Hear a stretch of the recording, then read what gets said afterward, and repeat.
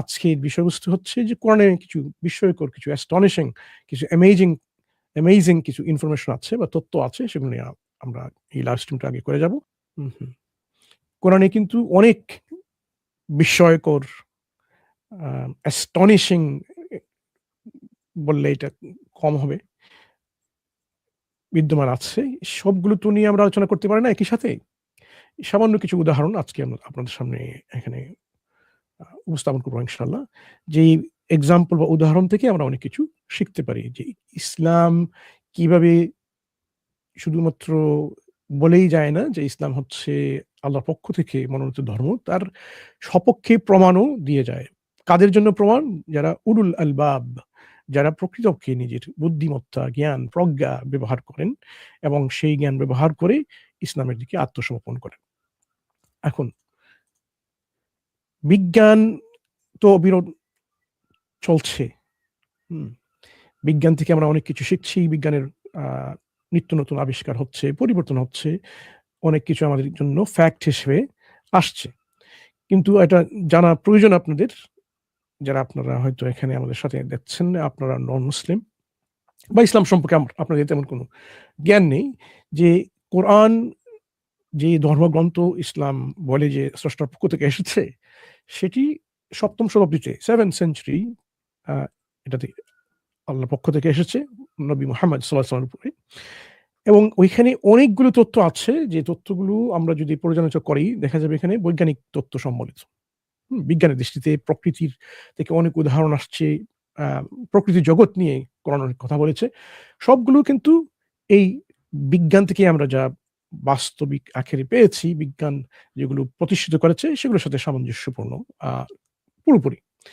কেন সেটা হচ্ছে সেটাই আপনাদের কাছে আমাদের প্রশ্ন, যে ৭ম শতাব্দীতে বিজ্ঞানের রূপটা কি রকম ছিল? ৭ম শতাব্দীতে বিজ্ঞানের যে অবস্থানটা ছিল, বিজ্ঞানের ভিত্তিতে আমরা আমাদের জগৎকে যেভাবে বুঝেছি, আজ 21st সেঞ্চুরিতে এসে আমরা কিন্তু তার অনেক পরিবর্তন আমাদের কাছে এসেছে। বিজ্ঞানের দৃষ্টিতে আমাদের জ্ঞানের পরিবর্তন এসেছে, জ্ঞানের অগ্রগতি হয়েছে। কিন্তু কোরআন যখন এই বিজ্ঞান নিয়ে কথা বলে, প্রকৃতি নিয়ে কথা বলে, তার মধ্যে কিন্তু কোনো এরকম অসামঞ্জস্য পাওয়া যায়নি। এই ৭ম শতাব্দী, আজকে ১৪০০ বৎসর পূর্বে যে কথাগুলো এসেছে কোরআনে, সেই কথাগুলো আজকে বিজ্ঞান সেগুলো দিয়ে আমরা সমসাময়িক গবেষণা দিয়ে আমরা যাচাই করতে পারছি। তখনকার সময়ে কোনো প্রযুক্তিও ছিল না, কোনো যন্ত্র প্রযুক্তি এরকম ছিল না যে যন্ত্র বা প্রযুক্তি দিয়ে আমরা এই কোরআনের যে উদাহরণগুলো আমরা বর্ণনা করবো একটু পরে ইনশাআল্লাহ, সেগুলো আমরা যাচাই করে দেখতে পারি। তাহলে আমরা আসি, কতগুলো উদাহরণ আমরা আলোচনা করি আপনাদের সাথে। এখানে সারো ভাই এবং আশরাফ ভাই, আপনারা এই প্রতিটি এক্সাম্পলের সাথে সাথেই যুক্ত হতে পারেন ইনশাআল্লাহ। আপনাদের অভিমত আমরা শুনবো একই সাথে। কোরআনের একটা সূরাতে আয-যারিয়াতে আছে, বাদ আউযু বিল্লাহি মিনাশ শাইতানির রাজীম, বিসমিল্লাহির রহমানির রহিম, ওয়াস-সামাই যাতিল হুবুক। অনেকগুলো ট্রান্সলেশনের মধ্যে আপনারা দেখবেন এই অনুবাদের মধ্যে এরকম এসেছে যে বহু পথ বিশিষ্ট আকাশের শপথ। আল্লাহ এই সামা বা আসমান দিয়ে শপথ করছেন এবং এই শপথ করে বলছেন যাতিল হুবুক, যে হুবুক সম্পন্ন এই মহাকাশ, এই আসমান, সামা। কিছু কিছু এখানে তাফসীর, তাইসিরুল কোরআনের অনুবাদটা আমি দেখালাম, বলা হচ্ছে এখানে বহু পথ। কিন্তু হুবুক শব্দটা আসলে কি? যাতিল হুবুক, যে এগুলো পথ হুবুক হচ্ছে এরকম যে কসমিক ওয়েব আমরা যাকে বলি, আমরা যে ওয়েব বা সরবার এটাকে কি বলবেন?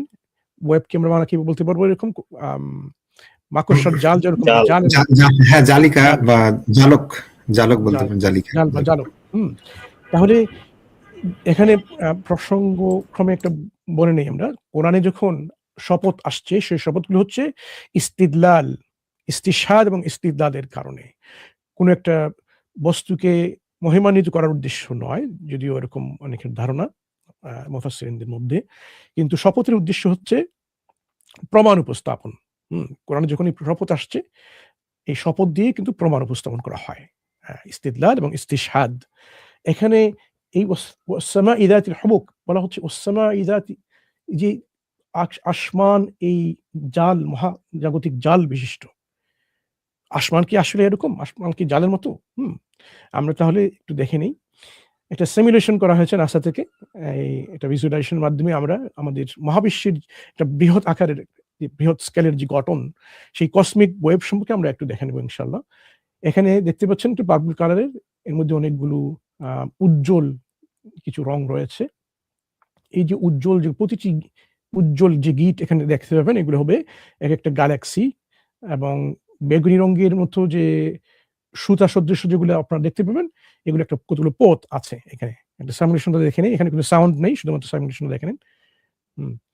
আপনারা দেখতে পাচ্ছেন এই সাইমুলেশনে এখানে এই যে গিটগুলো আছে এখানে যেগুলো উজ্জ্বল, এগুলো হচ্ছে একটা গ্যালাক্সি, এবং একটা গ্যালাক্সির সাথে সাথে এখানে তার মধ্যে অনেকগুলো কানেকশন আপনারা দেখতে পাচ্ছেন জালের মতো। এই যে বিভিন্ন কানেকশনগুলো দেখা যাচ্ছে একটা গ্যালাক্সির সাথে অন্য গ্যালাক্সির গুলো।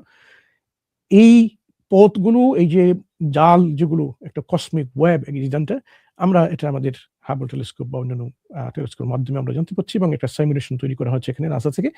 এই যে এই গ্যালাক্সি গুলো পেরিয়ে যাচ্ছি আমরা, তাহলে এই অভিযান থেকে আমরা কি দেখতে পেলাম? মহাকাশে এরকম অনেক যে সুতু সদৃশ্য যে জালগুলো বিস্তৃত আছে, এগুলো এই মহাকাশ সম্পর্কে এই ধারণা কিন্তু অত্যন্ত নতুন। সপ্তম শতাব্দীতে এরকম কোনো ধারণা মানুষের মধ্যে এরকম ছিল না। আজকে আমরা আমাদের অত্যন্ত পাওয়ারফুল দূরবীক্ষণ যন্ত্রের মাধ্যমেই আমরা সেগুলো দেখতে পাচ্ছি। আর দাঁড়িয়েতে যখন শপথ করা হচ্ছে, এই হবক বোনা কাপড় বা পথসম যে বোনা কাপড়, আমরা যে কাপড় যখন বোনা হয় তাঁত দিয়ে বোনা কাপড় দিয়ে করা হয়, এই যে হবক দিয়ে এই মহাবিশ্বের যে দৃশ্য আমরা দেখলাম এখানে, প্রতিটি গ্যালাক্সি এরকম পরস্পর সংযুক্ত জালের মতো গঠিত। একটা গ্যালাক্সি আর একটা গ্যালাক্সির সাথে একটা ছায়াপথ, গ্যালাক্সিকে ছায়াপথ বলা হয় বাংলা মনে হয়, তাই না আশরাফ ভাই? জি জি জি জি হ্যাঁ, জি, ছায়াপথ। এরকম সংযুক্ত এরকম একটা সুতোর মতো, এবং নির্দিষ্ট তন্তু বরাবর গ্যালাক্সি চলাচল করে। এই গ্যালাক্সিগুলো ভিতরে চলাচল এরকম। বিংশ শতাব্দীতে আমরা এসে কিন্তু সেগুলো আমরা আজকে আমরা আবিষ্কার করতে পেরেছি। এই যে হবক, যার সামনে আমরা দেখলাম এখানে, চিন্তা করে দেখুন সপ্তম শতাব্দীতে আমাদের এরকম দূরবীক্ষণ যন্ত্র ছিল না, আমাদের মধ্যে এরকম সম্ভব ছিল না। এই মহাকাশের দিকে আপনি যদি এবার তাকান, আপনারা যারা বাহিরে আছেন, মোবাইল ফোন থেকে দেখছেন, একটু তাকিয়ে দেখুন তো আকাশের দিকে, দেখা যায় কিনা এরকম? আপনাদের মধ্যে যখন রাত হবে, যে দেশ থেকে আপনারা দেখছেন, এভাবে কি দেখা যায়? এগুলো চোখে দেখা যায় না। এইরকম গ্যালাক্সির মধ্যে এই যে কসমিক ওয়েব, মহাজাগতিক জাল, সেটা চোখে দৃষ্টিগোচর হয় না। এগুলো দেখার জন্য অত্যন্ত পাওয়ারফুল টেলিস্কোপ প্রয়োজন হয়, এবং অনেকগুলো টেকনোলজির মাধ্যমে সেগুলো আমরা এভাবে সিমুলেশন দেখতে পাচ্ছি। তাহলে এখান থেকে আমরা কি শিখলাম? এই যে কোরআন থেকে আল্লাহ একটা উদাহরণ দিলেন, একটা শপথ দিয়ে, যে এর মধ্যে আছে যারা উলুল আলবাব, যারা প্রকৃত অর্থে চিন্তা করে, বুদ্ধিমত্তা ব্যবহার করে, তাদের জন্য এখানে প্রমাণ আছে, তাদের মধ্যে হেদায়েত আছে, তাদের মধ্যে এখানে চিহ্ন আছে। তাহলে কোরআন আমাদেরকে অনেকগুলো চিহ্ন দেখাচ্ছে, অনেকগুলো আয়াত বা নিদর্শন দেখাচ্ছে, যে আয়াত বা নিদর্শনের মাধ্যমে আমরা এই যে মহাজগৎ সম্পর্কে জানতে পারবো, একই সাথে যে এই মহাজগৎ যিনি সৃষ্টি করেছেন, যিনি কোরআন নাজিল করেছেন, সেই কোরআন যে আল্লাহর পক্ষ থেকে এসেছে, স্রষ্টার পক্ষ থেকে এসেছে, যিনি এগুলো তৈরি করেছেন, তার একটি পরিষ্কার চিত্র পাওয়া যায়, এখানে একটা চিহ্ন পাওয়া যায়। কারণ এই জ্ঞান আমাদের একমাত্র স্রষ্টার পক্ষ থেকে আসতে পারে। ওই সময় সপ্তম শতাব্দীতে এটা মানুষের পক্ষে তখন এটা এরকম ভাবে এই ধরনের গভীর ধারণা সম্ভব ছিল না। আচ্ছা, আরেকটা উদাহরণ আসে এখানে, এই আকাশ নিয়ে যখন আমরা কথা বলছি, কোরআনের আল ওয়াকিয়াত সূরাতে এসেছে, ফালা উকসিমু বিমাওয়াকিআন নুজুম।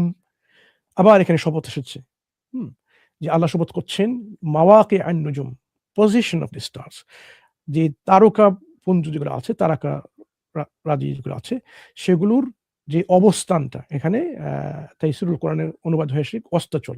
মাওয়াকে এরকম একটা অনুবাদ আসতে পারে, যে এখানে অস্ত যাওয়ার ব্যাপারটা। সারো ভাই এখানে একটু পরে এড করবেন ইনশাআল্লাহ। আমরা মুসলিম ভাই, আমি এখানে একটু অ্যাড করবো আগের পয়েন্টে। একটা জিনিস আমি ভুলে গেলাম, যে একটা জিনিস আমি ওখানে আপনার স্লাইডে কথা একটা দেখছিলাম, যে হুবুক শব্দের একটা অর্থ যে খানিকটা পোশাকের জাল, মানে আপনার নেটের মতো। জি জি, হ্যাঁ, হ্যাঁ, এই যে নির্দিষ্ট তন্তু বরাবর হ্যাঁ না এইরকম। আচ্ছা, মানে এই যে বোনা কাপড়, হ্যাঁ, হুবুক অর্থ বোনা কাপড়, ব্যাপারটা কত সুন্দর। বোনা কাপড় দেখলে আমরা যে যেমন দেখি যে ফ্যাব্রিক যেটাকে বলি না, এই আপনি তো শুধু মানে কোরআনের যে একটা শব্দ চয়ন, কত লেয়ারে, বিভিন্ন লেয়ারে যে কত প্রিসাইজ। হ্যাঁ, আপনি একটা লেয়ারে দেখালেন যে এই কসমিক যে আপনার ম্যাটার ডিস্ট্রিবিউশনটা এইভাবে আছে এতে, যেখানে গ্যালাক্সি গুলো ফর্ম হয়েছে, আর তারপরে অন্যান্য গ্যাস বা গ্যাস পার্টিকেল গুলো বা ছোটখাটো এগুলো ওইভাবে ছড়িয়ে আছে। এই যে চিত্র, এটা হচ্ছে বাহ্যিক চিত্র, এবং অভ্যন্তরীণ চিত্রে সেটা হয় কি ফ্যাব্রিক অফ স্পেস টাইম। মানে স্পেস টাইমের, স্পেস এবং টাইমকে একসঙ্গে যদি আপনি করেন, দেখবেন যে ঠিক একদম এর মতোই দেখতে লাগে, মানে আপনার কি বলে যে বোনা কাপড়ের মতোই। আমার যদি আপনি করেন, আরো আছে যেটা হলো যে ওই আপনার কি বলে যে আসমানকে আপনার গোটানো দস্তরখানার মতো ফ্ল্যাট এরকম আছে। আমি যদি আপনাকে আমি দেখাই যে ফ্যাব্রিক অফ স্পেস টাইম যখন উদাহরণ একটা দেয়া হয়, আমি যদি হালকা করে আমি আপনাকে করি, আমি স্ক্রিন শেয়ার করি। অবশ্যই। জি, তাহলে হ্যাঁ,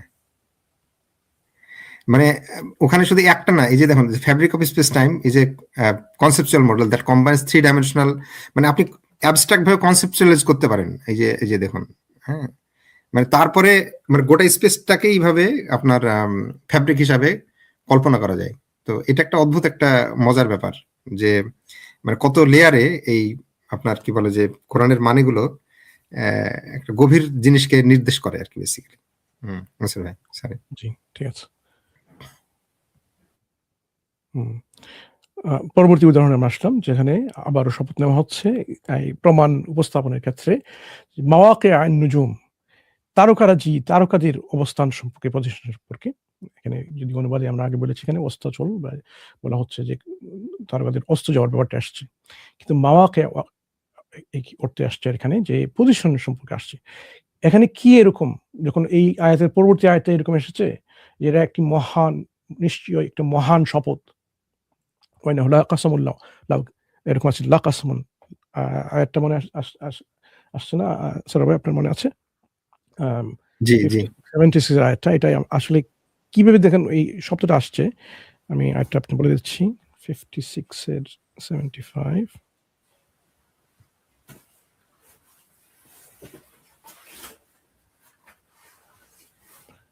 وإنه لقسم لو تعلمون عظيم فلا أقسم بمواقع النجوم। এর পরবর্তী আসছে যে আল্লাহ শপথ করছেন এই পজিশন অফ স্টার সম্পর্কে, তারপরে যে নিশ্চয়ই এর মধ্যে রয়েছে আপনারা যদি জানতেন লাকাসামুন, এটা অত্যন্ত মহান একটা শপথ। তাহলে এখান থেকে আমরা কি বুঝতে পারি? এখানে আবারও পজিশন স্টার, আমরা যদি স্টার বা তারকাগুলো আমরা দেখি, এখান থেকে আমরা কি আসলে দেখি? আকাশের দিকে যখন সূর্য একটা নক্ষত্র, আমরা যখন দেখি আমাদের কি মনে হয়? আমাদের তখন কি এরকম মনে হয় যে সূর্য, আমরা এখন যে দেখলাম, আমরা কি সূর্যের বর্তমান অবস্থান দেখলাম নাকি সূর্যের অতীত অবস্থান আমরা দেখি? এটা কিন্তু আমাদের কখনো এরকম মনে হয় না। কিন্তু কথা হচ্ছে যে আমরা যখনই কোনো একটা নক্ষত্র আমরা দেখি, যেমন এখানে আমাদের ক্লোজেস্ট স্টার, আমাদের সূর্যের থেকে সবচেয়ে যে দাঁড়ে যে একটা স্টার আছে কাছে নিকটবর্তী যে নক্ষত্রটা হচ্ছে প্রক্সিমা সেন্টাউরি। এটা হচ্ছে তার একটা ইমেজ তোলা হয়েছে হাবল মাধ্যমে। এখানে এটা, এই ছবিটা তোলা হয়েছে 2013-তে। এই হাবল সরি, এই যে প্রক্সিমা সেন্চুরি, এই নক্ষত্রটা আমাদের কাছ থেকে 4 লাইট ইয়ার্স হবে। এই যে 4 লাইট ইয়ার্স বলতে বাংলায় কি আসবে এখানে? আলোকবর্ষ। অর্থাৎ ওই আলো আসতে এই তারকা থেকে 4 আলোকবর্ষ লাগে, এরকম সময় আমাকে নিতে হয়। লাইট ইয়ার্স 4 বছর লাগে, 4 বছর লাগবে। তাহলে এই ছবিটা যখন আমরা তুলেছি, দেখেছি 2013-তে, আসলে কিন্তু ওই ছবিটা কিন্তু 2013-এর বর্তমান অবস্থানটা বা বর্তমান স্বরূপটা এটা চিত্রায়িত করেনি বা ক্যাপচার করেনি। এটা 4 বছর পূর্বের সময়ের 2009 সালে। হ্যাঁ, তাহলে এই চিত্রটা তোলা হয়েছে 2013-তে, কিন্তু বাস্তবিকে এটা 2009-এ যে অবস্থানে ছিল তারকাটা এবং যে স্বরূপে ছিল, তার একটা চিত্র আমরা তুলে ধরছি। কারণ যত যে ছবিটা আমরা তুলছি, ওইখানে কিন্তু ঠিক সেই মুহূর্তে আমরা বর্তমান দেখছি না, আমরা দেখতে পাচ্ছি আমাদের অতীতে। কারণ এই আলো আমাদের চোখের মধ্যে আসতে এরকম অনেক সময় নিচ্ছে। যেমন এই যে আমাদের নিকটবর্তী যে গ্যালাক্সি মিল্কি ওয়ে, আন্ড্রোমেডা গ্যালাক্সি, আমাদের থেকে 2.5 মিলিয়ন আলোকবর্ষ দূরে আছে। 2.5 মিলিয়ন, 2.5 মিলিয়ন। অর্থাৎ আমরা এই যে ছবিটা দেখছি, যখন তোলা হয়েছিল ওই ছবিটা কিন্তু তখনকার বর্তমান সময়ে নয় বা অবস্থানে নয়। গ্যালাক্সিগুলো, তারকাগুলো যে ওইখানে আসলে 2.5 মিলিয়ন আলোকবর্ষ পূর্বে কেমন ছিল তার ছবি আমরা দেখছি। আমরা অতীত দেখছি, বর্তমান দেখছি না। অর্থাৎ এই যে তারকাগুলো যেগুলো আছে, আমরা তো জানি আমাদের মহাবিশ্বের এক্সপানশন হচ্ছে, সম্প্রসারণ হচ্ছে। আ এই যে তারকা যেগুলো আছে, গ্যালাক্সি যেগুলো আছে এক থেকে সরে যাচ্ছে। তাদের কিন্তু যে নির্দিষ্ট অবস্থান থেকে তাদের পরিবর্তন হচ্ছে। তারা কিন্তু কোনো একটা নির্দিষ্ট অবস্থান নয়। প্রতিটি গ্রহ, নক্ষত্র সবগুলো কিন্তু একেকটা নিজস্ব কক্ষপথে এরকম ঘুরছে। একটা গ্যালাক্সিও কিন্তু স্থির নয়। হুম? আমার মনে হয় অনেকের ধারণা আমরা আকাশে যেগুলো দেখি, ধ্রুব নক্ষত্র আমরা বলি যেগুলো স্থির আছে। এগুলো আসলে কোনো পরিবর্তন হয় না এরকম। এগুলো তো আমাদের পৃথিবীর সাপেক্ষে এরকম। কিন্তু এটা কি এরকম নয় যে প্রতিটি আ যে মহাজাগতিক যে নক্ষত্র বা ছায়াপথ যেগুলো আছে সবগুলো কিন্তু তাদের নিজস্ব কক্ষপথে বা নিজস্ব একটা অবস্থানে সেগুলো চলমান আছে। ঠিক কিনা? হুম। খুব উচ্চ গতিতে, মানে খুবই উচ্চ গতিতে আপনার সূর্য, ইনফ্যাক্ট পৃথিবী এবং আমাদের এই চাঁদ সমস্ত কিছু নিয়ে আপনার বাকি গ্রহগুলো নিয়ে খুব হাই স্পিডে, আমি বোধহয় যতদূর মনে পড়ছে 72,000 মাইল পার আওয়ার এরকম কিছু একটা স্পিডে সে গ্যালাক্সিকে ঘুরে চলেছে, আর গ্যালাক্সি আরো একটা সার্টেন স্পিডে ঘুরে চলছে। মানে 1 ঘন্টায় আমরা দেখুন, ভাবুন যে আমরা যখন আমরা আমাদের লাইভ শুরু করেছি তখন থেকে মোটামুটি ধরুন এখন মানে 35,000 মাইল বা ধরুন ওই 20,000 মাইল অন্য জায়গায় বসে আমরা কথা বলছি কিন্তু এখন, মানে স্পেসের সাপেক্ষে যেখানে বসেছিলাম আমরা সেখানে কিন্তু বসে নেই হিসাব মতো। হ্যাঁ, অন্য কেউ যদি আমাদের দেখে আমরা তখন কিন্তু ওইখানে নেই। আমাদের অবস্থান পরিবর্তন হয়ে গেছে। ঠিক তেমনি যে নক্ষত্রগুলো আমরা যখন দেখি, ওই নক্ষত্রগুলো কিন্তু তখন ওই অবস্থানে এখন নেই। সেখান থেকে তারা চলে গেছে। সেই অবস্থান থেকে তারা আ অন্য অন্য একটা অবস্থানে চলে গেছে। তাহলে আমরা নক্ষত্র যখন দেখি, নক্ষত্রকে দেখছি না, নক্ষত্রের পজিশনটা কি ছিল? সেই পজিশনকে দেখছি। ওই পজিশনে আগে ওই নক্ষত্রগুলো এরকম ছিল। 2.5 মিলিয়ন আলোকবর্ষ পূর্বেই আমাদের এই যে অ্যান্ড্রোমেডা গ্যালাক্সি ঐরকম ছিল এবং ওই পজিশনে ছিল। এখন কিন্তু এই যখন আমরা ছবিটা তুলেছি তখন কিন্তু ওই পজিশনে ছিল না। এইজন্য বলা হচ্ছে শপথ যে যে আ বিমাওয়াকি আন নুজুম, তাদের তাদের যে অবস্থানটা। কারণ আমরা কিন্তু প্রকৃতপক্ষে এই নক্ষত্রগুলো দেখছি না, যে নক্ষত্রগুলো ওই অবস্থানে আছে। ওই অবস্থানে অতীতে কিরকম ছিল? অতীতে কোন অবস্থানে ছিল সেই অতীতকে আমরা দেখছি ওই অবস্থানে। কিন্তু নক্ষত্র সেখান থেকে অন্য কোথাও সরে গেছে। আমাদের সূর্য যেটা 8 মিনিটে তো সচরাচর জানি আমরা, সূর্যকে যখন দেখছি সেখানে কিন্তু আসলে মানে 8 মিনিট পূর্বে সূর্য দেখছি, মানে এখনকার সূর্য দেখছি না। হ্যাঁ, সূর্য একটা নক্ষত্র হিসাবে। তাহলে আমরা এখন যে তারাগুলো আমরা দেখছি সেগুলো বর্তমানে কিন্তু সেই অবস্থানে নেই। আলো আমাদের কাছে পৌঁছতে অনেক সময় লাগে এবং আমরা দেখি তারাগুলো কোথায় ছিল, কোথায় আছে নয়, কোথায় ছিল। কোরআন এই তারকা, তাদের যে অবস্থানগুলো তারকার বলতে বলা হয় এখানে শপথটা তারকা দিয়ে আসছে না। বরং তারকাদের অবস্থানের উপর জোর দিয়ে বলা হচ্ছে এটাকে মহান একটা শপথ। যদি এরকম লাউ তাআলামুনা আযীম যদি ওরকম জানতো, আজকে আমরা বুঝতে পারছি এখন আমাদের বর্তমান সময়ে বিজ্ঞানের আবিষ্কারের মাধ্যমে আমাদের এখন পরিষ্কার হয়ে গেছে যে আমাদের নক্ষত্রগুলো বা ছায়াপথগুলো কোন অবস্থানে আছে বা ছিল এরকম। চিন্তা করে দেখুন ৭ম শতাব্দীতে এই ধরনের ধারণা মানুষ কিভাবে পেতে পারে? এরকম শিক্ষা বা জ্ঞান বা এরকম ধারণা কি এরকম ছিল ৭ম শতাব্দীতে এই কোরআনের আসার পূর্বে, যেখানে এরকম তারকাগুলোর যে রিলেটিভ পজিশন গুলো বলা হচ্ছে খুব নির্দিষ্টভাবে যে আসলে যে তারকাগুলো যেগুলো আছে তারা কিন্তু একই পজিশনে এরকম নেই, তাদের পজিশন তারা পরিবর্তিত হয়ে গেছে।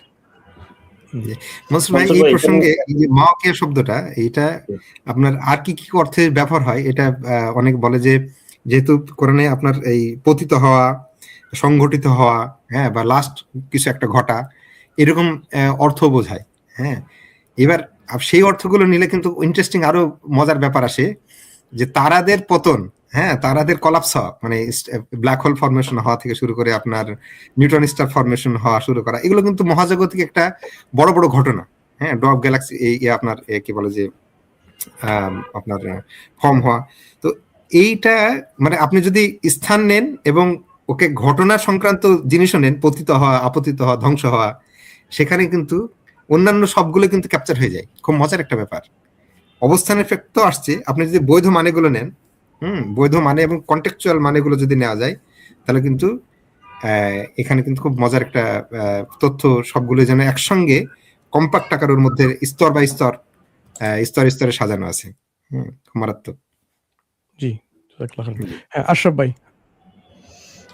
আমি আরেকটা পার্সপেক্টিভ এখানে দেখাতে চাচ্ছি মনসুর ভাই, সেটা হচ্ছে যে যদি তারা জানতো, আল্লাহ কিন্তু এখানে জানার প্রতি একটা হিন্ট মানুষকে ওই কিতাব অবতরণের সময়ই দিয়ে দিচ্ছেন। তো কারো আসলে বলার অধিকার নাই যে ইসলাম মানুষকে জ্ঞান বিমুখ করে। আসলে আমাদেরকে এইসব আবিষ্কারের ফ্রন্টিয়ারে থাকার কথা ছিল, যদিও আমরা অনেকটা পিছিয়ে গেছি গত 100-200 বছরে। কিন্তু এর আগে আমাদের স্কলাররা যারা গবেষণা করছেন মহাবিশ্ব নিয়ে, আপনারা দেখবেন যে মুসলিমরা অনেক ক্ষেত্রে আগানো ছিল এবং অনেক ক্ষেত্রে তাদের আবিষ্কার এবং গবেষণার মেইন উৎসাহ ছিল কিন্তু কোরআন, এবং এটা হচ্ছে, এই আয়াত হচ্ছে তার একটা প্রমাণ। জি, জাযাকাল্লাহ খাইর। আশরাফ ভাই এখানে খুব একটা সুন্দর জিনিস, যদি তারা জানতো, তার মানে ওখানে কোরআনের যেন একটা ইমপ্লিসিট একটা আছে যে সেই সময় জানে না, ভবিষ্যতে জানবে যদি জানে, মানে এটা একটা খুব মজার ব্যাপার মনসুর ভাই। আচ্ছা, এই তারকা নিয়ে যদি আমরা কথা বলছি, আরেকটা উদাহরণ দিই এখানে। আত-তারিক সূরাতে এসেছে এরকম, বিসমিল্লাহির রহমানির রহিম, ওয়াস-সামাই ওয়াত-তারিক ওয়ামা আদরাকা মাত-তারিক আন-নাজমুস সাকিব। এই যে আল্লাহ আবার শপথ নিচ্ছেন আকাশের এবং আত-তারিক, এবং পরবর্তী আসছে তারিক বলতে আমরা কি বুঝি? তারিক যে এটা কি পরিচয় দেওয়া হচ্ছে আন-নাজমুস সাকিব, খুব উজ্জ্বল প্রজ্বলিত একটা তারকা, নাজমুস সাকিব, একটা আলো বেদকারী এরকম তারকা। কিন্তু এই তারিক শব্দটা এরকম আরবি ভাষাতে এরকম এসেছে, তারিক যে কিন্তু ওই যে হাতুড়ি দিয়ে যেরকম আঘাত করে, নক করে, হ্যাঁ, তাকে বলা হয় তারিক। তাহলে এই আকাশের মধ্যে এরকম, আমাদের আসমানের মধ্যে এরকম অনেকগুলো নক্ষত্র আছে যেগুলো এরকম হাতুড়ির আঘাত করার মতো, এরকম বলা হচ্ছে, তার একটা গুণ এখানে উল্লেখ করা হচ্ছে। যদি এটা নাজমুস সাকিব, খুব পিয়ার্সিং, খুব অত্যন্ত প্রজ্বলিত এরকম এই আলো আসছে এখান থেকে, আলো বা এরকম উজ্জ্বলতা আসছে, তারপরে এটা আত-তারিক এরকম আঘাত করছে, নক করছে, নক নক এরকম করছে। আজকে আমরা যে নিউট্রন স্টার সম্পর্কে একটু আগে সরোয়ার বললেন, এগুলো সম্পর্কে আমরা যদি দেখি, এই যে নক্ষত্রগুলো, যেমন একটা পালসার বলা হয়, এই যে ভেলা পালসার, তার একটু, যদিও এখানে আকাশে একটা বলে নেই, আমরা শব্দ শোনা যায় না, কারণ এখানে বায়ু নেই।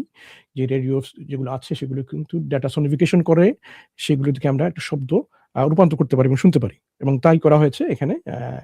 আমি একটা উদাহরণ দিচ্ছি এখানে, আপনারা শুনুন। আচ্ছা, শোনার আগে আমার মাইক্রোফোনটা আমি একটু পরিবর্তন করে দিই এখানে, দাঁড়ান, শুনতে পান কিনা একটু বলবেন।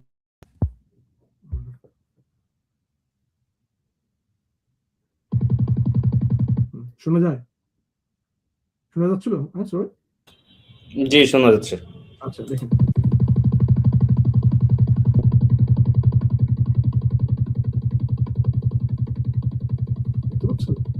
কি শুনলাম এখন? এই যে knock knock knock knock knock knock knock, এরকম অন্যান্য ফ্রিকোয়েন্সি তো আছে, বিভিন্ন ফ্রিকোয়েন্সিতে এই পালসার গুলো এরকম তাদের যে সাউন্ড গুলো আমরা সনিফিকেশন করতে পেরেছি ডাটা সনিফিকেশনের মাধ্যমে। তাহলে এই যে পালস যেগুলো নিউট্রন স্টার থেকে আসছে, আত-তারিক, তার প্রকৃত একটা শব্দ চয়ন, যে শব্দ চয়নের মাধ্যমে যে করাঘাতকারী বা হাতুড়ি বিদারক, তা দিয়ে আমরা এই পালসার সম্পর্কে একটু পরিচিত হয়ে গেলাম। পালসার যেগুলো দ্রুত ঘূর্ণায়মান নিউট্রন তারকা, এখানে যে ইলেকট্রোম্যাগনেটিজমের বিকিরণের কারণে কিন্তু এই রশ্মিগুলো নিঃসরণ হয়, এবং তা থেকে এই যে কিছু, মনসুর ভাই আপনার মাইক্রোফোন সেটিংটা যদি আবার চেঞ্জ করেন, তাহলে আপনার কথাটা ভালো শোনা যাবে।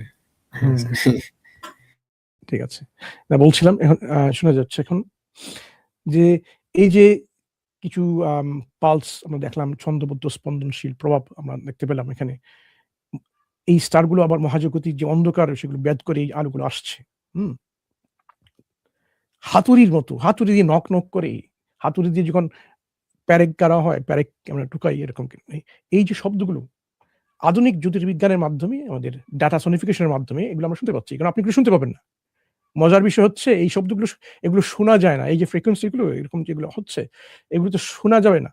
আপনি মহাকাশে গেলেও সব শুনতে পাবেন না। এগুলোকে ট্রান্সফরমেশন করে সাউন্ডে রূপান্তরিত করা হয়েছে, যে সাউন্ডগুলো যেগুলো, এই পালস যেগুলো আসছে তার একটা সাউন্ড বা শব্দর আমরা পরিচয়টা দেখতে পাচ্ছি।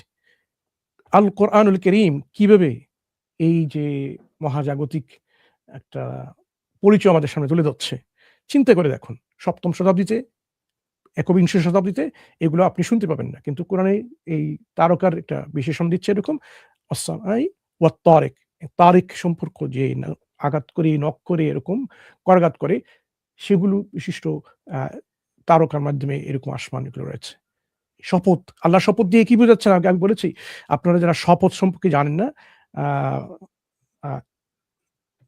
একজন ব্যক্তি এরকম আমাদের ভারত মহাদেশের একজন মুফাসসির, অত্যন্ত উন্নত মানের, সবার কাছে সমাদৃত একটা গ্রন্থ লিখেছেন, আকসামুল কোরআন, আল ফারাহি। ওনার এই কিতাব আপনি পেয়ে যাবেন যে শপথ কোনো কিছুকে মহিমান্বিত করার জন্য আসছে না, আসে ইস্তিদলাল এবং ইস্তিশহাদ, প্রমাণ উপস্থাপনের ক্ষেত্রে। হ্যাঁ, সুতরাং যেখানেই কোরআন এরকম শপথ নিশ্চয় কোনো একটা ব্যাপারে, সেখানে একটা প্রমাণ উপস্থাপিত হচ্ছে। তাহলে এখান থেকে আমরা কিছু প্রমাণ পেলাম যে যে এই যে বিশ্বে, মহাজগতে যে তারকাগুলো আছে, সেই তারকাগুলোর স্বরূপটা কি, বিশেষণ কি, এগুলো আল্লাহ আমাদেরকে পরিচয় করিয়ে দিচ্ছেন। যিনি এগুলো তৈরি করেছেন তিনি তার ব্যাপারে অবগত আছেন, কিন্তু মানুষ সেগুলো সম্পর্কে অবগত ছিল না। আজকের সময়ে এসে আমরা আমাদের অত্যন্ত অ্যাডভান্সড ইকুইপমেন্টের মাধ্যমে আমরা সেগুলো জানতে পেরেছি। তাহলে এই পালসার সম্পর্কে আপনারা আরো একটু জানুন, দেখুন কোরআনে এই পালসার সম্পর্কে তার যে উদাহরণটা দিচ্ছে, উদাহরণ দিয়ে কিন্তু পরবর্তীতে মানুষ কি আল্লাহ কিভাবে হেফাজত করেন তার ব্যাখ্যাটা আসছে। কিন্তু শপথ দিয়ে এই প্রমাণ উপস্থাপন হলো যে এরকম, যে এইরকম আকাশের মধ্যে এরকম তারকাগুলো আছে যেগুলো এরকম করে, এবং আমরা সেটা দেখলাম। আচ্ছা, আরেকটা উদাহরণ আসি আমাদের জগৎ সম্পর্কে আমরা যখন আলোচনা করছি, মাকড়সার জাল, মাকড়সার গণ নিয়ে কোরআনে একটা উদাহরণ এসেছে আল আনকাবুতে। مثل الذين اتخذوا من دون الله أولياء كمثل العنكبوت اتخذت بيتا وإن أهون البيوت لبيت العنكبوت لو كانوا يعلمون। আবার কি এসেছে, তারা যদি জানতো, লাউ কানু ইয়ালামুন, যে আল্লাহ উদাহরণ দিচ্ছেন যারা আল্লাহ ছাড়া অন্য কাউকে আউলিয়া হিসেবে নেয়, এরকম প্রোটেক্টর হিসেবে নেয়, তাদের উদাহরণ হচ্ছে এই আনকাবুতের মতো, যে যে যে স্পাইডার বা মাকড়সা এরকম গড় তৈরি করে। এবং আল্লাহ বলছেন যে নিশ্চয়ই সবচেয়ে দুর্বলতম, ক্ষীণতম যে গড় হচ্ছে এই মাকড়সার গড়, লাবাইতুল আনকাবুত। যদি তারা জানতো, মাকড়সার যে গড়গুলো দেখেন, এখানে কিন্তু আমরা জানি যে মাকড়সা এরকম জাল তৈরি করে, আমরা আগে কসমিক ওয়েব নিয়ে আমরা আলোচনা করেছি, এখানে সেই উদাহরণটা এই জন্য প্রসঙ্গক্রমে এসেছে। এই যে মাকড়সার জাল, তার বৈশিষ্ট্য কি, আমরা আপনারা অবাক হবেন, এখানে একটা আপারেন্ট একটা কন্ট্রাডিকশন মতো মনে হচ্ছে। যে সিল্ক দিয়ে মাকড়সা জাল তৈরি করে, তার যে টেনসাইল স্ট্রেংথ 1.75 গিগা পাস্কাল, এত শক্তিশালী। এটা ওজন অনুসারে ইস্পাত বা স্টিলের চেয়েও শক্তিশালী, এরকম যে সুতো দিয়ে যে তৈরি করে। কিন্তু তারপরেও এখানে বলা হচ্ছে যে সবচেয়ে দুর্বল, ক্ষীণতম, সবচেয়ে এই যে আহ্বান এই মাকড়সার গড়। তাহলে দেখা গেল কি, যদিও এখানে স্টিলের চেয়ে শক্তিশালী এরকম একটা সুতো দিয়ে, উপাদান দিয়ে তৈরি করা হচ্ছে, কোরআন কিন্তু এখানে সেই সুতো সম্পর্কে বলছে না, বলছে এই সুতো দিয়ে তৈরি ঘর সম্পর্কে। হ্যাঁ, যেই গড় নিয়ে আমরা একটু যদি চিন্তা করে দেখি, এই গড় কেন দুর্বলতম বা ক্ষীণতম, দেখেন ফিজিক্যালি যদি আমরা দেখি, শারীরিক একটা দুর্বলতা, এটা শারীরিক ফিজিক্যাল বলতে বাসস্থান হিসেবে, যে সামান্য একটা হাত দিয়ে যদি আমরা এরকম করে ফেলি, একটা হাত দিয়ে কি গড়টা ভেঙে যায়, সুতোগুলো ভেঙে যায়, গড়টা ভেঙে যায়। এটা কোনো নিরোধক প্রদান করে না, কোনো ধরনের ডিফেন্স এরকম নেই যেটা কনস্ট্রাকশনটা নিজেকে ধরে রাখতে পারে। ফিজিক্যালি তাপ হোক, ঠান্ডা, বৃষ্টি, এটা রক্ষা করতে পারে না। এবং শিকারি থেকে সেটা শুরু করে দেয় না, এরকম এমন একটা ঘর তৈরি করেছে। ফিজিক্যালি এটা আসলে বাসস্থান হিসেবে আপনি যদি চিন্তা করেন, একটা বাসস্থান আমাদেরকে কি দেয়? আমাদেরকে এরকম প্রতিরোধক দেয়। আমাদের ঠান্ডা, গরম, আম বৃষ্টি এবং অন্যান্য যে এনিমি আছে, আ আমাদের শত্রু, তাদের কাছ থেকে আমরা নিরাপদ বাস করি। আমাদের ঘরের মধ্যে যখন আমরা বাস করি, আমরা নিরাপদ বোধ করি। কিন্তু এই মাকড়সার জালটা সেরকম কিন্তু এই ফিজিক্যালি সেরকম নিরাপত্তা দিচ্ছে না। যদি আমরা বায়োলজিক্যালি দেখি, এখানে তার মধ্যে একটা দুর্বলতা আছে যে মাকড়সার ঘরের মধ্যে যে কি অনুপস্থিত দেখেন, এখানে কিন্তু কোনো ধরনের দয়া, কোনো আত্মীয়তা, কোনো লালন-পালন নেই। হুম? স্ত্রী মাকড়সা যখন মেটিং করে, পুরুষকে কিন্তু সে খেয়ে ফেলে, এরকম আমরা জানি। এবং ছোট, ছোট মাকড়সা যেগুলো আছে এরকম পরে কিন্তু যে তার মা মাকড়সা আছে, মাকড়সা মারা যাওয়ার পরে মাকেও এরকম খেয়ে বেঁচে থাকে। হুম? প্রাণী জগতে এরকম হিংসাত্মক একটা পরিবার আপনি খুঁজে পাবেন না। এরকম এই যে পরিবারটা। সুতরাং আপনি ঘরের মধ্যে যে আপনারা যে নিরাপত্তা চান, যে দয়া, আত্মীয়তা, বন্ধন, লালন-পালন, তার পুরোটাই এখানে উপস্থিত। সুতরাং এখানে শুধু ফিজিক্যাল যে এক্সাম্পলটা এসেছে এরকম না। একটা জৈবিক বা বায়োলজিক্যাল যদি আমরা চিন্তা করে দেখি, এখানে গড় হিসাবে, বাসস্থান হিসাবে অত্যন্ত দুর্বল একটা গড়। তাহলে যদিও সিম্বলিক্যালি এটা বলা হচ্ছে এখানে মাকড়সার, কিন্তু দেখেন যখন উদাহরণটা এসেছে, আমরা যারা প্রোটেক্টর হিসেবে অন্য কাউকে নেই, যেমন বর্তমান বিশ্বে এখন যুদ্ধ বিগ্রহ লেগে আছে, কে কাকে প্রোটেক্টর হিসেবে এলাই হিসেবে নিচ্ছে।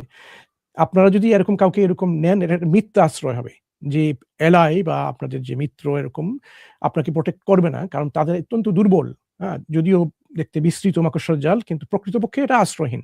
আপনাকে সেরকম নিরাপত্তা দিবে না আশ্রয়ের সাথে। যেভাবে দুর্বলকে ফাঁদে ফেলে কিন্তু নির্মাতাকে রক্ষা করে না এই মাকড়সার জাল। সামান্য শক্তিতে ধ্বংস হয়ে যায়। এটা অত্যন্ত একটা মিথ্যা বিশ্বাসের উপরে একটা ব্যবস্থা, যেখানে আপনি কখনো এখানে নিরাপত্তা পাবেন না। এই যে কোরআনের আয়াতটা এখানে আমরা জানলাম, যেখানে বলা হচ্ছে যারা আল্লাহ ছাড়া অন্য কাউকে আউলিয়া হিসেবে নেয়, তাদের অবস্থা এরকম। আপনি যদি একটা রাষ্ট্র হিসেবে অন্য একটা রাষ্ট্রকে এরকম আউলিয়া, আপনার মিত্র পক্ষের যে আপনাকে প্রোটেক্ট করবে এরকম নেন, তার উদাহরণটা এরকম। অত্যন্ত মিথ্যা আশ্রয়, কারণ ওরা আপনাকে আশ্রয় দেবে না। বর্তমান মধ্যপ্রাচ্যে যেরকম অবস্থানটা আমরা দেখতে পাচ্ছি, পুরোপুরি সেটা আপনারা একটু চিন্তা করে দেখুন। এই আশ্রয়টা এরকম, যাদেরকে তারা এরকম আউলিয়া হিসেবে নেবে, তারা কিন্তু তাদের প্রকৃতপক্ষে তাদেরকে এরকম নিরাপত্তা দিবেই না। তাহলে এই মাকড়সার জাল থেকে কিছু শিক্ষা তো আমরা নিলাম। একই সাথে মাকড়সার জালকে কেন বলা হচ্ছে আওহান আল বুয়ুত, তাও আমরা একটা পরিষ্কার হয়ে গেলাম এখানে।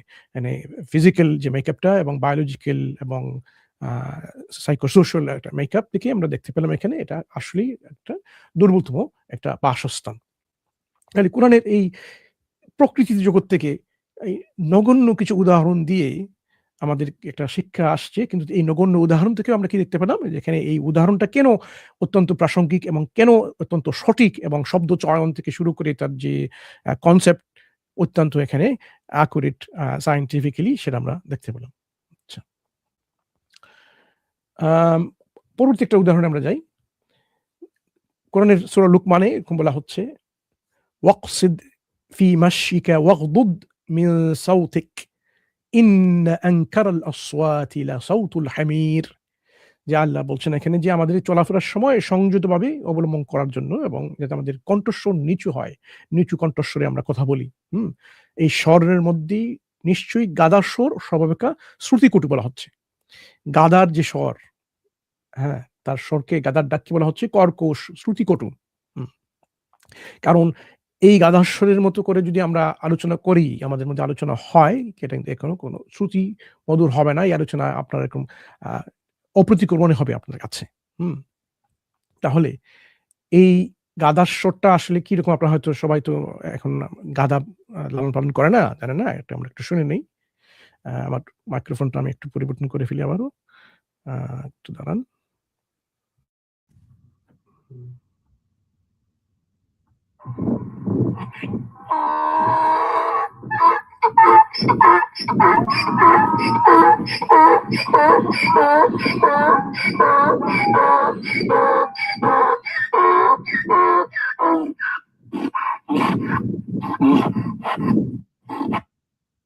এটা হচ্ছে গাদার কর্কশ স্বর।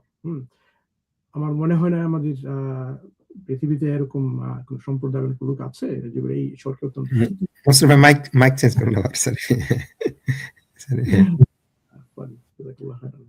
মনে হয় না যে এরকম স্বরকে সবাই এখানে একমত হবেন। এটা হচ্ছে শ্রুতি মধুর একটা স্বর, বরং একটা কর্কশ অপ্রীতিকর শব্দ বলেই সবাই এখানে একমত হবেন।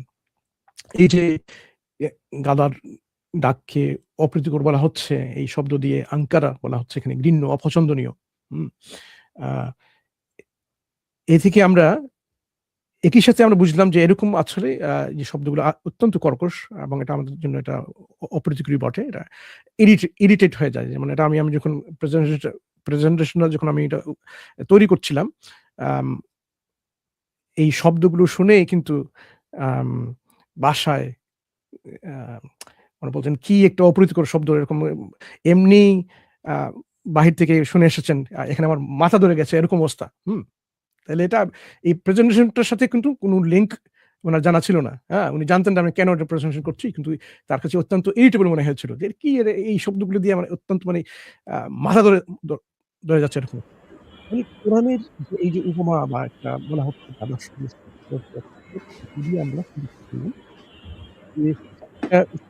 সময় এরকম না, ঠিক আছে, আপনার মাইকটা একটু খারাপ হয়ে গেছিল। না, ঠিক আছে, সরি।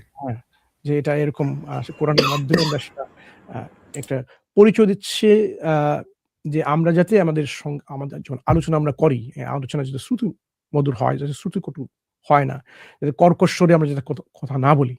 যখনই আমরা কারোর সঙ্গে কথা বলবো তখন ভদ্রভাবে তো কথা বলবোই, একই সাথে শালীনতা বজায় রেখে। আমরা দাওয়াইজির আপনারা জানেন এই প্ল্যাটফর্মে আমরা বারবার বলে এসেছি, এখানে সুন্দর মার্জিত উপস্থাপনের মাধ্যমে আপনারা আলোচনা করে যাবেন এবং একই সাথে এখানে অবশ্যই আমাদের যে শিক্ষাটা আসছে আমরা কিন্তু সুন্দরভাবে আমরা আলোচনা করে যাব। এই শিক্ষাটা আসছে যে আমরা আমাদের কণ্ঠস্বরকে যদি আমরা কন্ট্রোল করি, উচ্চ স্বরে খুব অ্যাগ্রেসিভলি এরকম সাউন্ড করে যদি আমরা কথা না বলি, কারণ এগুলো হলে কোনো আলোচনা কোনো ফলপ্রসূ হবে না।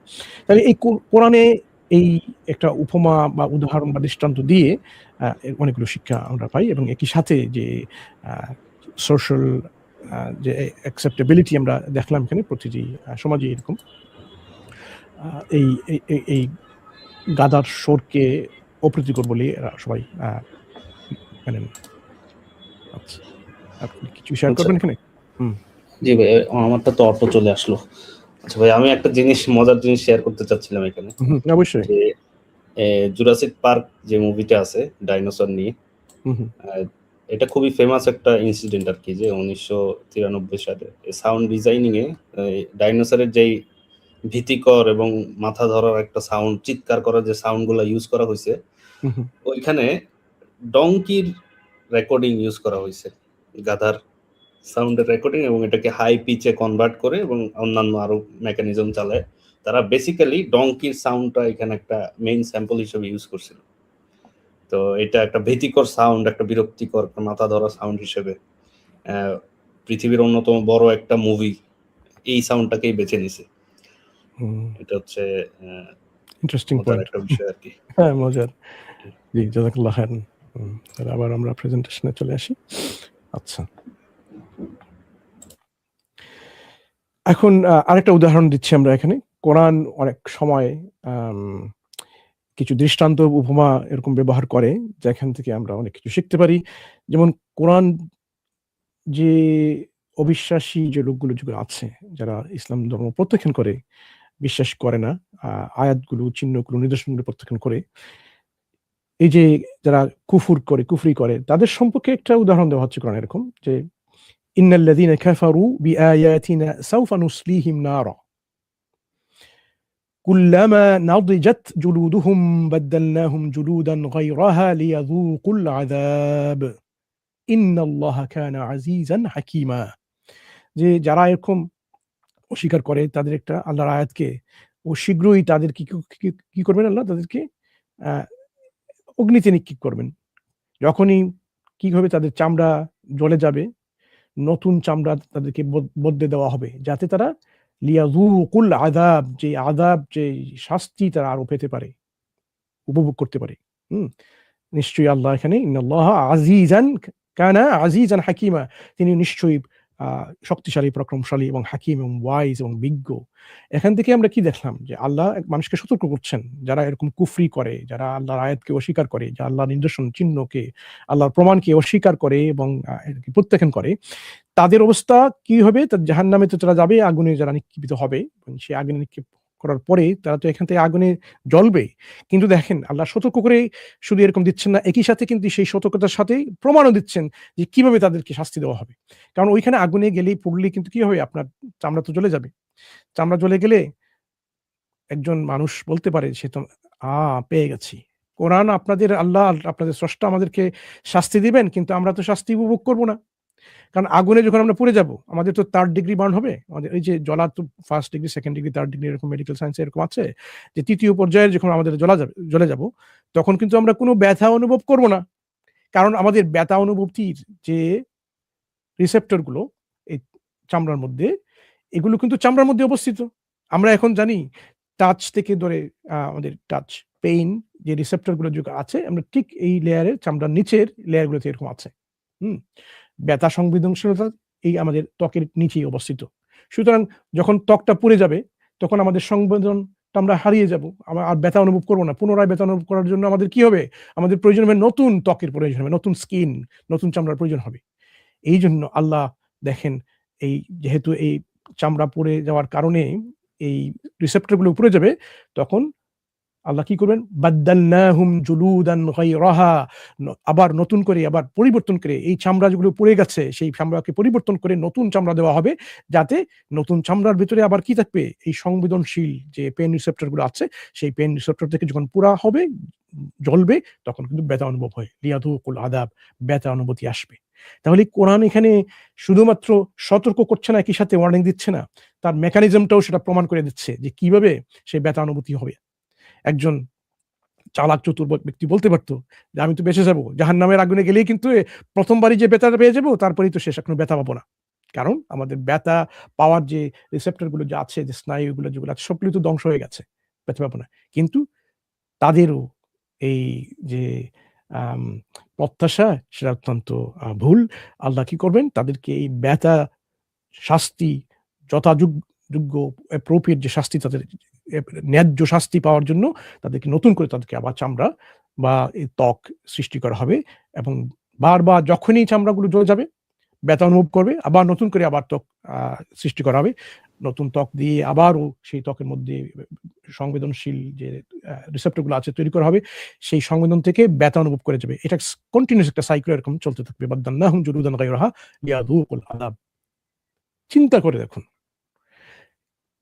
এই যে কোরআনের যে উদাহরণটা, আপনি এটা কখনো কল্পনা করতে পারতেন যে এরকম কেউ এরকম বলতে পারে যে আমি আপনাকে জ্বালিয়ে পুড়িয়ে মেরে ফেলবো? কিন্তু সে কি এরকম কল্পনা করতে পারবে? সে বলে দেবে যে তাই না, আমি জ্বালিয়ে পুড়িয়ে এরকম আবার নতুন করে ত্বক তৈরি করে দেব? এই অ্যাডিশনাল যে একটা তথ্য বা ইনফরমেশন, এখানে কিন্তু যারা প্রকৃতপক্ষে বুদ্ধি প্রজ্ঞা খাটা, তাদের জন্য অনেক একটা চিহ্ন বা নিদর্শন আছে যে এটা স্রষ্টার সতর্কবাণী। তো একই সাথে সেই সতর্কবাণীর একটা প্রমাণও সেখানে কোরআনে আসছে।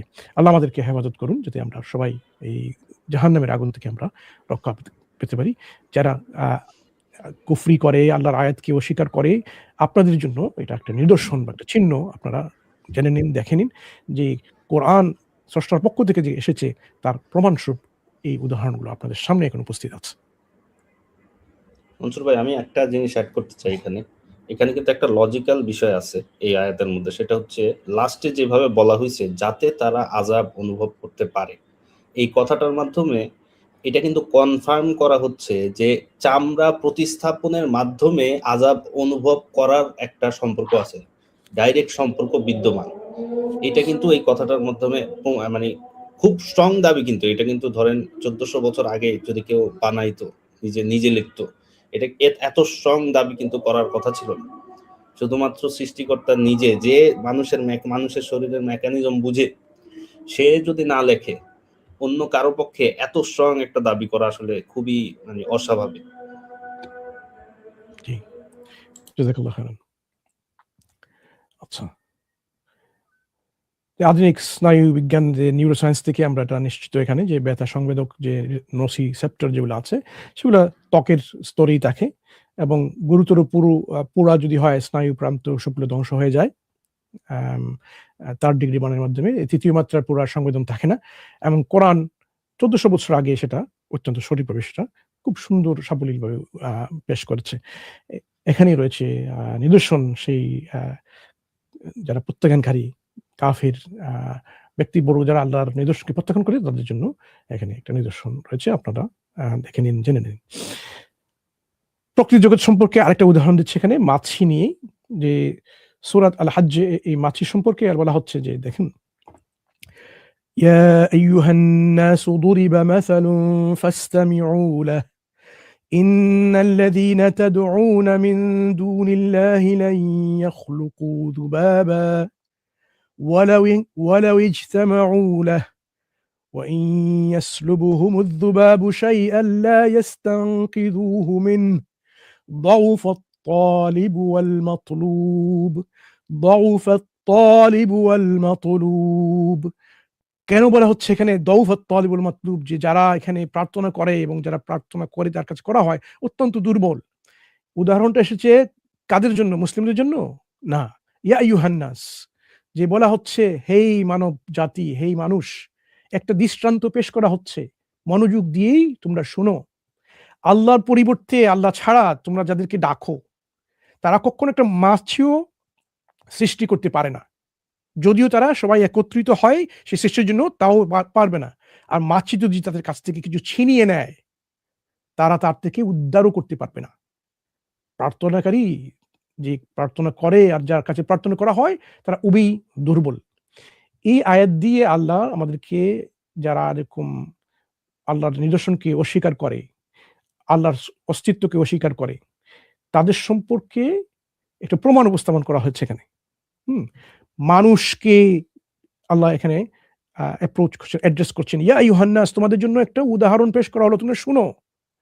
যারা আল্লাহ ছাড়া অন্য কারো প্রতি শিরিক করে অন্য কাউকে ডাকে, যেমন খ্রিস্টান ধর্মের লোকেরা এরকম আল্লাহ ছাড়া অন্য কাউকে, ঈসা আলাইহিস সালামকে ডাকে, মুশরিক যারা এরকম আছে, ওই সময়ে মক্কার যেরকম মুশরিক ছিল, আজকেও এরকম অনেক লোক আছে যারা আল্লাহ ছাড়া অন্য কাউকে এরকম শিরিক করে, অন্যান্য দেব দেবতা, অন্যান্য যে অনেকগুলো গড গডেসেস ধারণা নিয়ে আল্লাহ ছাড়া অন্য তাদেরকে ডাকে। আল্লাহ বলছেন তাদের অবস্থা দেখুন এরকম, যে তারা, এই লোকেরা যারা শিরক করে এবং যারা নিজেকে মনে করে যে আমাদেরকে কেউ সৃষ্টি করেনি, এই যে যারা নিজেকে নাস্তিক মনে করে, তারা নিজের অহংকে, ইগোকে ইলাহ হিসেবে নেয়, আমি সবকিছু, তারা কি আসলে একটা মাছি পর্যন্ত সৃষ্টি করতে পারবে? আল্লাহ বলছেন তারা সৃষ্টি করতে পারবে না, মাছি বানাতে পারবে না, সৃষ্টি করতে পারবে না। এবং তাও না, ওই মাছি যদি তৈরি করার জন্য সম্মিলিতভাবে বিভিন্ন ল্যাবে, এই যে আমাদের বায়োলজিক্যাল বিভিন্ন ল্যাবগুলো আছে, ল্যাবরেটরি, সবাই যদি এরকম বিভিন্ন সায়েন্টিফিক গ্রুপ মিলিত হয়, তারপরে কিন্তু একটা মাছি সৃষ্টি করতে পারবে না। আপনাদের কি মনে হয় এখন আমাদের ল্যাবরেটরিতে আমরা একটা মাছি তৈরি করতে পারবো? এই যে একটা অন্ধবিশ্বাস, এটা অন্ধবিশ্বাস হয়ে থেকে যাবে। আপনারা কখনো এরকম একটা মাছির মতো একটা কমপ্লেক্স একটা প্রাণী আপনারা তৈরি করতে পারবেন না। যদিও আপনাদের কাছে একটা নগণ্য, একটি মাছি একটা নগণ্য, আপনারা মাছিকে মেরে ফেলেন, এই যে আপনার খাবারে যখন আসে তাড়িয়ে দেন, এই নগণ্য মাছিও এই বিজ্ঞানীরা তৈরি করতে পারবে না, সৃষ্টি করতে পারবে না। অত্যন্ত জটিল এই সৃষ্টি। এবং এই মাছিও যদি তাদের কাছে কিছু নিয়ে নেয়, তাও তারা কিন্তু সেটা ফিরে নিতে পারবে না। এখানেই যে পয়েন্টটা এসেছে, এই দুটো পয়েন্টের মধ্যে এই দ্বিতীয় পয়েন্ট নিয়ে আমি আলোচনা করছি, যে দেখেন মাছি, জানেন আপনারা মাছি কিন্তু তাদের বক্ষণ পদ্ধতিটা কিরকম? তারা কিন্তু লিকুইড বা তরল জাতীয় খাবার ছাড়া শক্ত যে কঠিন খাবার খেতে পারে না। তাদের খাওয়ার জন্য একটা প্রবসিস বা এই যে সুরটা আছে, এখানে দেখতে পাচ্ছেন স্ক্রিনে, এই সুরটা দিয়ে তারা ব্যবহার করে। এই সুর দিয়ে কি করে? এই খাবারের উপর তারা তাদের লালা, আমরা কি বলি, স্যালাইভা, লালা, এবং কিছু ডাইজেস্টিভ এনজাইমস ওইখানে ছুড়ে দেয়। এই খাবারটা তখন ওখানে পার্টলি বা আংশিকভাবে ডাইজেস্ট হয়ে যায়। তারপরে ওই সুর দিয়ে সে কি করে খাবারটা চুষে নিয়ে ফেলে মুখের মধ্যে। তাহলে খাবারটা সে গলিয়ে দেয়। ওকে, এই মাছির যে এই সুর দিয়ে খাবার ভক্ষণ পদ্ধতি দেখেন, সে তো শক্ত জিনিস চিবিয়ে খেতে পারে না, তার লালা এনজাইম নিঃসরণ করে ওইখানে ওই খাবারের উপর ছেড়ে দিয়ে ওই খাবার খেয়ে বাহ্যিকভাবে তরলে রূপান্তরিত করে এবং রাসায়নিকভাবে পরিবর্তন করে ফেলে, যেটা এই খাবারকে আগের রূপে ফিরিয়ে আনা অসম্ভব। তার পূর্ববর্তী রূপকে আপনি ফিরিয়ে আনতে পারবেন না, কারণ খাবারটা এই রাসায়নিক, এটা কেমিক্যাল পরিবর্তন হয়ে গেছে। কোরআনে এই যে প্রত্যাবর্তনীয়তা যে বর্ণনাটা এসেছে, যে এখানে যেটা যে এটাকে আপনি পুনরায় সে আগের রূপে ফিরিয়ে আনতে পারবেন না।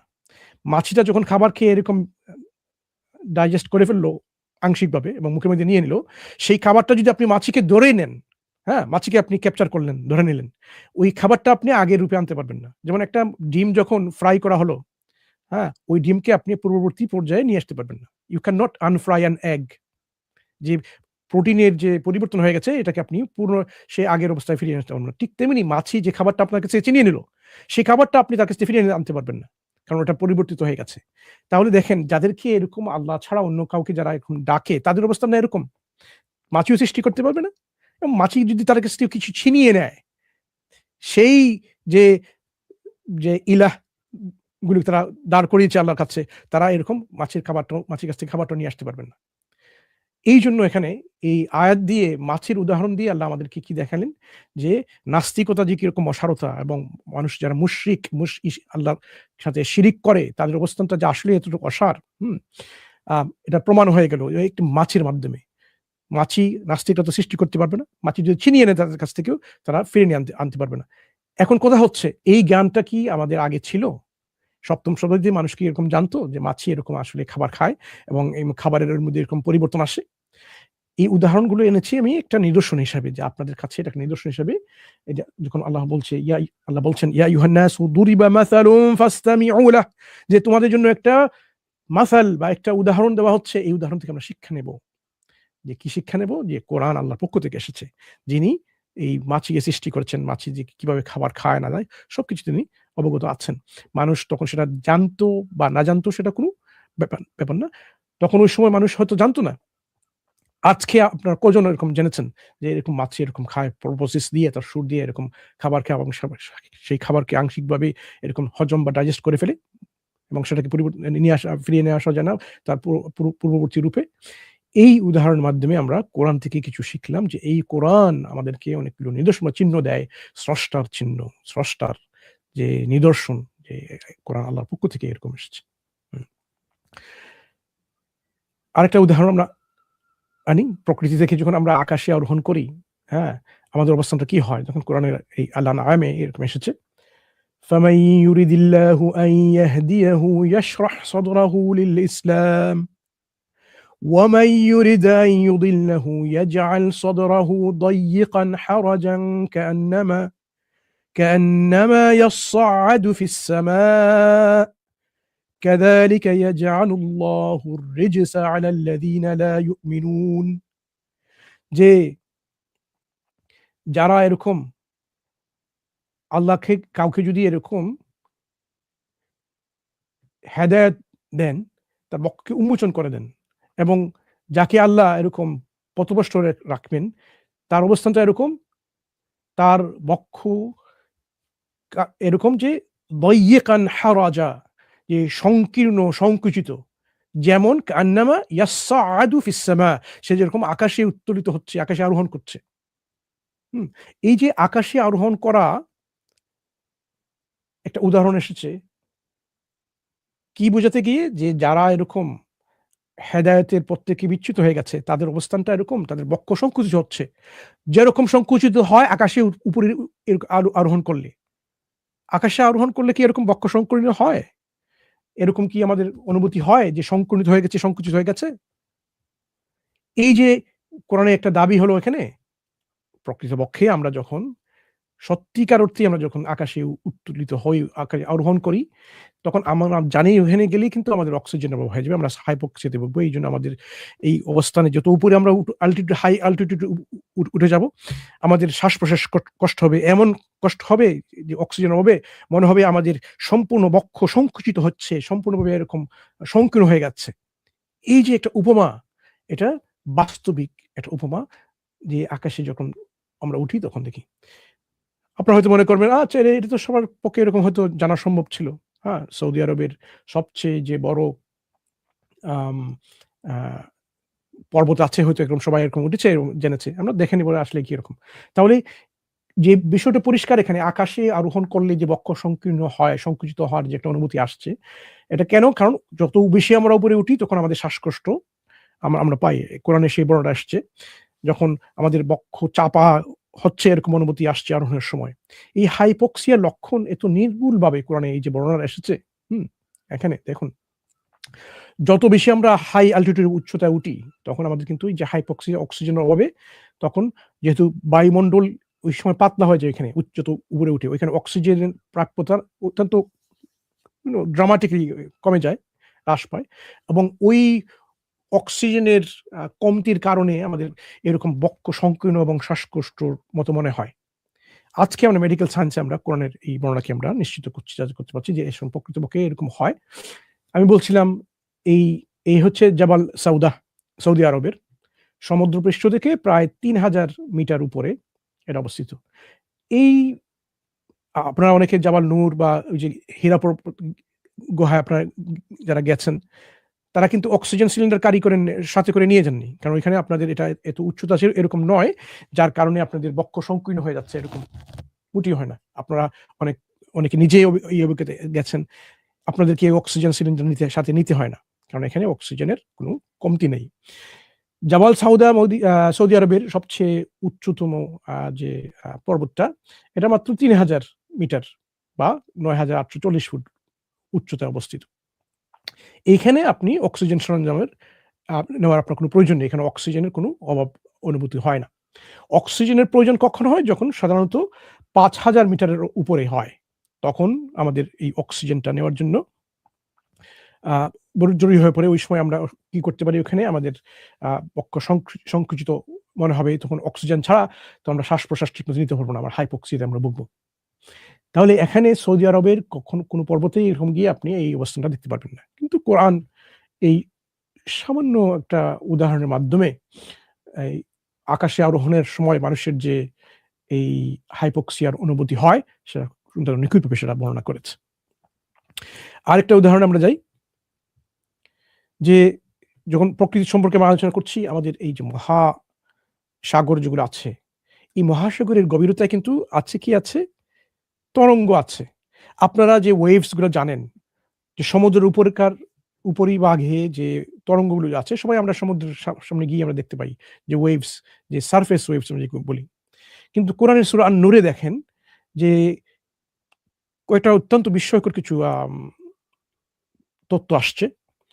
আও কাযুলুমাতিন ফি বাহরিল লুজ্জিয়্যিন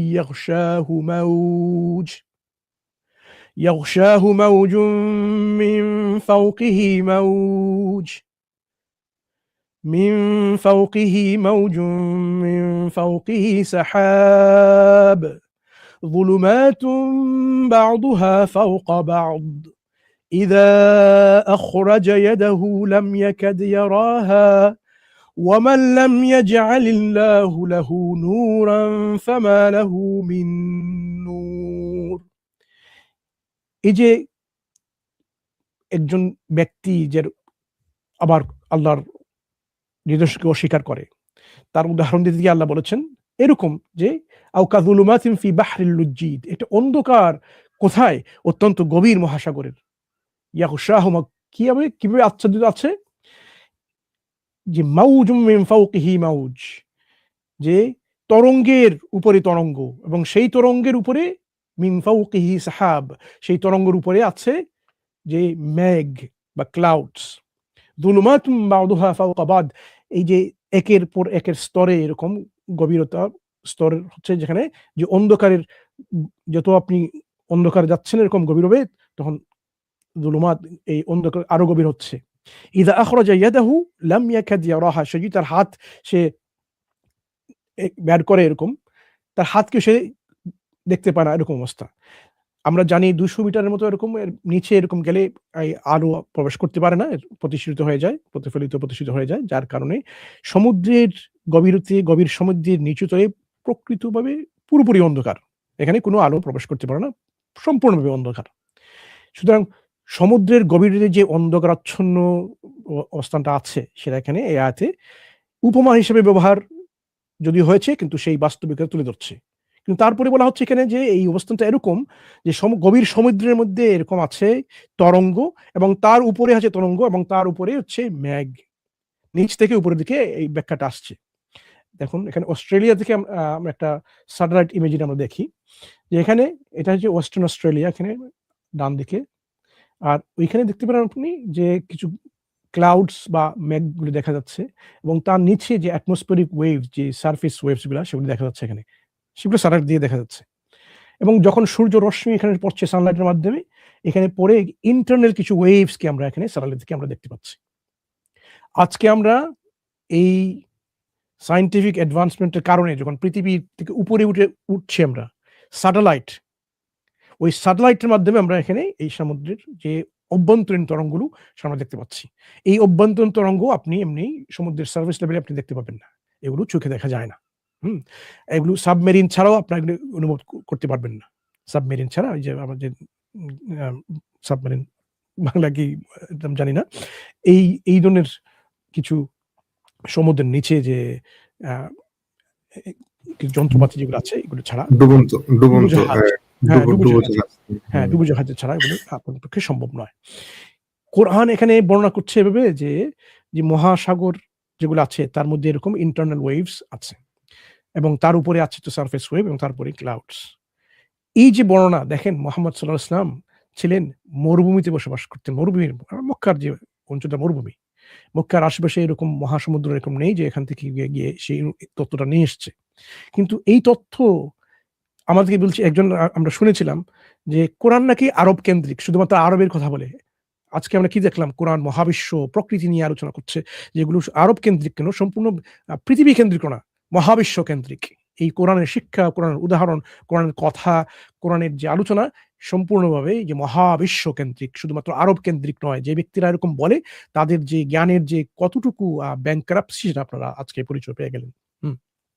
কিন্তু কথা হচ্ছে কোরআনের এই বর্ণনা যে মহাবিশ্বের আমাদের এই প্রকৃতি, যে আমাদের মহাসাগরে যে অভ্যন্তরীণ যে তরঙ্গ যেগুলো আছে, সেগুলো আমরা জানলাম কিভাবে? এগুলো তো আমাদের নতুন জ্ঞানের আবিষ্কার।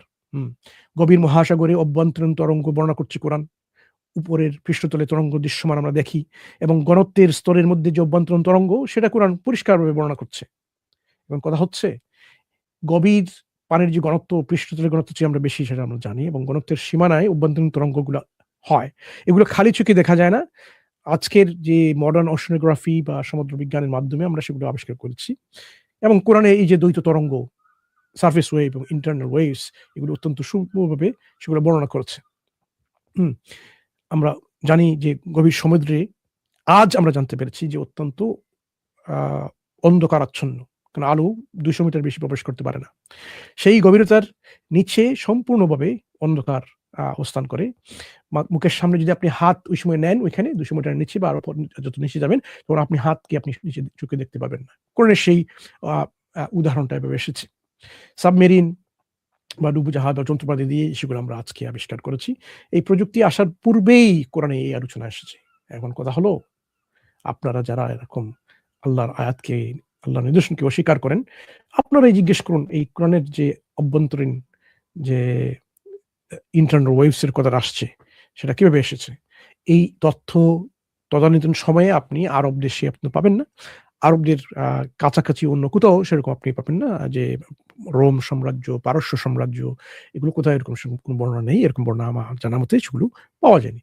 সুতরাং এখানে যে তথ্যগুলো কোরআন আমাদেরকে দিচ্ছে, যদিও তথ্যগুলো আসছে বিভিন্ন উপমা, কিছু দৃষ্টান্ত দেওয়ার জন্য, কিন্তু এই প্রকৃতি জগৎ থেকেই সেই উপমাগুলো এসেছে। কোরআন এমনভাবে কোনো উপমা দেয় না যেগুলো হচ্ছে অবাস্তবিক ফ্যান্টাস্টিক্যাল ফ্যান্টাসির যেমন কবিতায় যখন কেউ কবিতা রচনা করে তখন অনেক সময় কি করে এগুলো অবাস্তবিক কিছু জিনিস বা বস্তু বা কিছু প্রাণী হোক এরকম কল্পনা প্রসূত হয়ে সেগুলো বর্ণনা করে, কিন্তু কোরআনের প্রতিটি বর্ণনা এরকম বাস্তবতার সাথে সম্পর্কিত, যাতে আল্লাহ মানুষকে এরকম এগুলোর মাধ্যমে সে যেখানে থাকুক না কোনো, যে অঞ্চলে যে বিশ্বের যে প্রান্তে থাকুক না, সে এখান থেকে শিক্ষা নিতে পারে, কারণ এগুলো বাস্তবিক উদাহরণের মাধ্যমে সেই শিক্ষাটা আসছে। তাহলে এই কতগুলো উদাহরণের মাধ্যমে আজকে আমরা যা জানলাম, এখানে যে কোরআনে যে একটা কম্পোজিশন যেটা আসছে, এটা একটা ঐশী একটা নিদর্শন। এই যে সুনির্দিষ্ট বৈজ্ঞানিক বর্ণনাগুলো আমরা দেখলাম, এগুলো দুর্বীক্ষণ, অনুবীক্ষণ বা সাবমেরিন ছাড়া এই 1400 বছর পূর্বে এগুলো কোরআনে এসেছে। এটা একটা কোরআনের একটা ঐশী শক্তির, ঐশী উৎসের, ডিভাইন সোর্সের একটা সাক্ষী হিসেবে দাঁড়িয়ে থাকবে। আধুনিক বিজ্ঞান এই শতাব্দী পূর্বে যা প্রকাশিত হয়েছিল তা অবিরত যাচাই করে চলছে আমরা জানি, কিন্তু যতই বেশি আমরা যাচাই করছি বিজ্ঞানের মাঝে, বিজ্ঞানের অগ্রগতির সাথে সাথে আমরা কোরআনের এই শিক্ষাগুলো আরো বেশি করে আমরা প্রতিষ্ঠিত হয়ে আসতে দেখছি। এই হচ্ছে কোরআনের কিছু দৃষ্টান্ত, যে দৃষ্টান্ত অত্যন্ত বিস্ময়কর, অত্যন্ত অ্যাস্টনিশিং। এই তত্ত্বগুলো দিয়েই যারা প্রকৃতপক্ষে নিজেরকে বুদ্ধি প্রজ্ঞা খাটায়, তাদের এখানে একটা নিদর্শন আছে। যেমন আল্লাহ বলেছেন, আমি তাদেরকে আমার নিদর্শন দেখাবো মহাবিশ্বে ও তাদের নিজেদের মধ্যে, যতক্ষণ না তাদের কাছে স্পষ্ট হয় যে সত্য। সানুরিহিম আয়াতিনা ফিল আফাকি ওয়া ফি আনফুসিহিম হাত্তা ইয়াতাবায়্যানা লাহুম আন্নাহুল হক। ততক্ষণ পর্যন্ত তাদের কাছে পরিষ্কার হয়ে যায় যে এটা সত্য। এই নিদর্শনগুলো আল্লাহ দেখিয়ে রেখেছেন। আজকে আমরা সেই নিদর্শনের কিছু নমুনা উদাহরণ দেখলাম। সবাইকে ধন্যবাদ। জাযাকুমুল্লাহু খায়রান। আল্লাহ আমাদেরকে সবাইকে যাতে এই সত্য উপলব্ধির দিকে পরিচালিত করেন, সেই দোয়া আমি করছি।